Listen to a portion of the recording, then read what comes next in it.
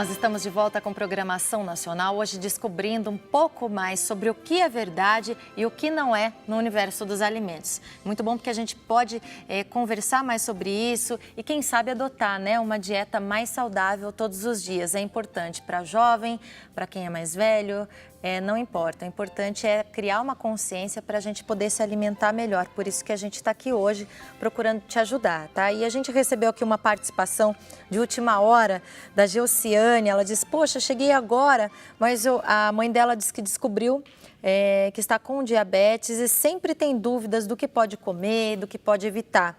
Acho que não é só a dúvida da Geuciane, que é de Sergipe, obrigada pela participação, é também da Elizabeth Baresi, enfim, de tantas outras pessoas que estão participando com a gente. Tem como a gente esclarecer um pouquinho? O diabetes é mais ou menos assim, é meio polêmico também, né? Mas o diabetes basicamente é você evitar o consumo de açúcar simples ou açúcar refinado também, né?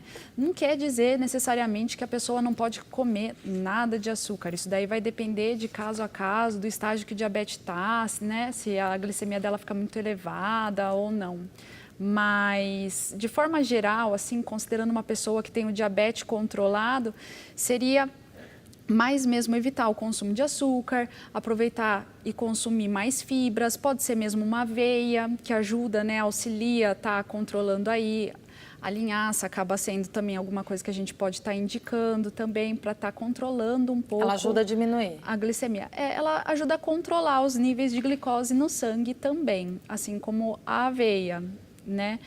E cuidado um pouco com frutas, porque mesmo a fruta, né, a gente às vezes corta o doce e acaba consumindo a fruta achando que não tem açúcar, mas a fruta tem o açúcar que é próprio dela, então a gente não recomenda mais do que 3 frutas ao dia, de preferência elas serem em horários separados e se puder ainda serem de tipos diferentes, o que seria ótimo, né? Pela quantidade de açúcar que cada fruta vai ter e pelas diferentes vitaminas que cada uma vai ter. Uma vai ter mais vitamina A, outra vai ter mais outro tipo de vitamina, vitamina C, por exemplo.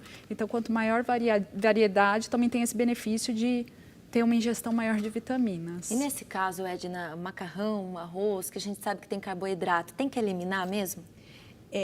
Dependendo, então, de como está a glicemia, a gente indica a redução ou então, Karina, usar a versão integral. As pessoas têm ainda um pouco de preconceito, falam que não tem o mesmo sabor, mas, na verdade, hoje você encontra no mercado diversos tipos. Você encontra massas, espaguete, fusilli, penne, na versão integral. Você encontra diversos tipos de pães com a fibra, então nessa versão onde você tem um índice glicêmico menor, a presença da fibra ajuda no controle glicêmico.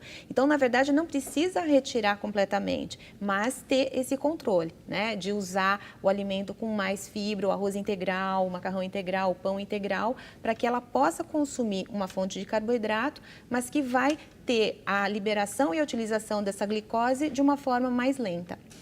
Bom, e um dos alimentos que a gente sempre ouve dizer também que pode fazer mal à saúde é o adoçante. Será que isso acontece mesmo? Vamos acompanhar. Seja por problemas de saúde ou dieta, adoçantes são utilizados para substituir o açúcar na alimentação. Desde que surgiram em meados da década de 1960, os adoçantes geram muitas dúvidas e polêmicas. O adoçante engorda? O adoçante é isento de calorias, né? A maioria tem 0 de calorias ou tem 0,02, então não engorda. Grávidas e crianças podem ingerir adoçante? Grávidas podem, se for à base de estévia ou sucralose, né?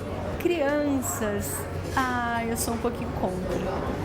Crianças, eu acho que devem experimentar o verdadeiro sabor dos alimentos. E se tiver que adoçar, pode usar o açúcar mascavo, pode usar a própria frutose, né? A gente consegue a frutose, que é o açúcar das frutas, para adoçar um pouquinho. Então, essa é uma maneira mais saudável de adoçar. Embora alguns estudos ainda não sejam conclusivos, vale tomar alguns cuidados e ouvir a opinião de especialistas. Tem muitos outros adoçantes com ciclamato de sódio, que é uma substância nociva, né, que pode gerar uma hipertensão se consumido em excesso. Os hipertensos deveriam evitar. sacarina, aspartame, né? Aí a indústria fala, não, mas não tem problema, tem uma quantidade mínima, que isso não gera danos à saúde, né? Mas aí você toma um cafezinho que põe um pouquinho de adoçante, toma um suco, põe adoçante, toma uma Coca-Cola que também tem a substância. Então, ao longo do dia, quanto será que a gente está consumindo dessa substância? E também outra pergunta, a longo prazo, será que vai causar dano à saúde ou não? Então, a gente não tem certeza disso. A nutricionista fala sobre os cuidados com os alimentos light e diets, que também contêm adoçante. Tanto chocolate, refrigerante, vou fazer um bolo, mas esse bolo é diet. Então, nesses alimentos que são industrializados diet, também contém o adoçante.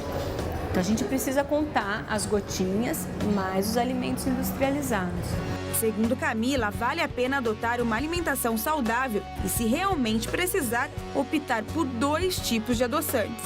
Tem alguns adoçantes que são mais naturais. Um que eu indico muito é o stevia.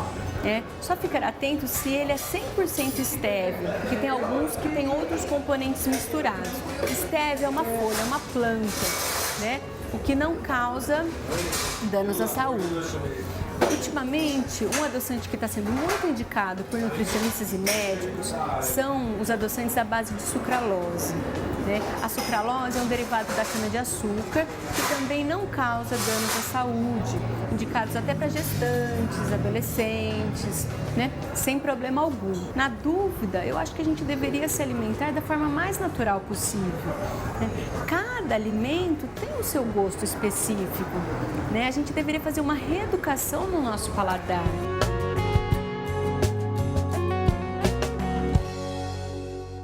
Eu gosto do que ela falou, que na dúvida a gente deve procurar sempre uma alimentação mais próximo do natural, do saudável. Quer dizer, se a gente puder fugir de adoçante, puder fugir de açúcar, acho que seria o nosso ideal, né, Edna, Priscila? Com certeza. Sem dúvida, sem dúvida.